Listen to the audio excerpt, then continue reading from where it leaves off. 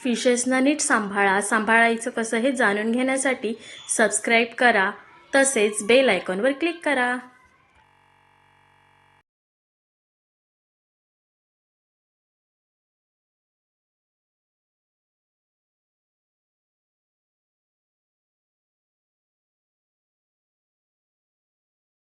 नमस्कार, मराठी ॲक्वेरियम वर्ल्डमध्ये तुमचं स्वागत आहे. मी तुमचा मित्र अनिकेत. तर मित्रांनो, जसं की मी माझ्या एका लास्ट शॉर्ट व्हिडिओमध्ये सांगितलेलं की एक गुड न्यूज आहे, एक सरप्राईज आहे, तुम्हाला दाखवेनच. त्याआधी तुम्ही बघू शकता, जसं की मी माझ्या आधीच्या व्हिडिओमध्ये सांगितलं होतं की माझ्याकडे मोंटेल फिशचा एक पेअर आहे. त्यांनी 2 पिल्लं रिलीज केली होती. आणि देन तुम्ही बघू शकता की त्यांची जी पिल्लं आहेत फ्राईज, त्यांची ग्रोथ किती चांगली झालेली आहे, किती मोठे झालेले आहेत ते फ्राईज.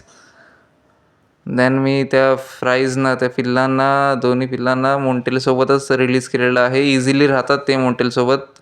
पिल्लांची ग्रोथ चांगली झालेली आहे म्हणून ते इझिली राहतात मोंटेल फिशसोबत.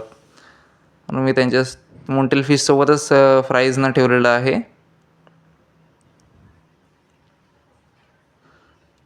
आणि देन जसं की मी माझ्या आधी लास्ट शॉर्ट व्हिडिओमध्ये सांगितलं होतं की एक गुड न्यूज आहे, एक सरप्राईज आहे. ती सरप्राईज गुड न्यूज म्हणजे तुम्ही बघू शकता, याच्यामध्ये एक स्मोक मॉलीचा पण पेअर आहे. या स्मोक मॉलीच्या पेअरने सुद्धा 1 महिन्याभरापूर्वी 13 पिल्लं रिलीज केलेली होती. तिकडे ठेवलेली आहे, तुम्ही बघू शकता तुम्ही टफमध्ये. 1 महिना झालेला आहे या फ्राईजना. ह्यांना पण मी सेम प्रोसेस फॉलो करतो.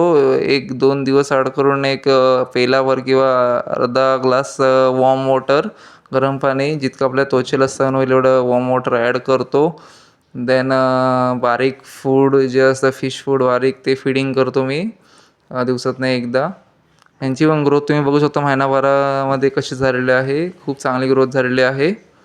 आणि देन याच्यामध्ये मी एक ड्रीप फूड ॲड केलेलं आहे. मी स्वतः ड्रीप फूड एक बनवलं आहे. ते अजून खरं तर तयार व्हायचं. त्याची डेन्सिटी कमी व्हायची आहे त्या ड्रीप फूडची. ते डेन्सिटी कमी होण्यासाठी मी त्या ड्रीप फूडवरती स्टोन्स ठेवलेले आहेत, जेणेकरून ती डेन्सिटी इझिली कमी होईल. ड्रीप फूडवरती मी एक वेगळी व्हिडिओ नक्कीच बनवेन. ड्रीप फूड्स आपण घरी पण कसे बनवू शकतो याच्यासाठी.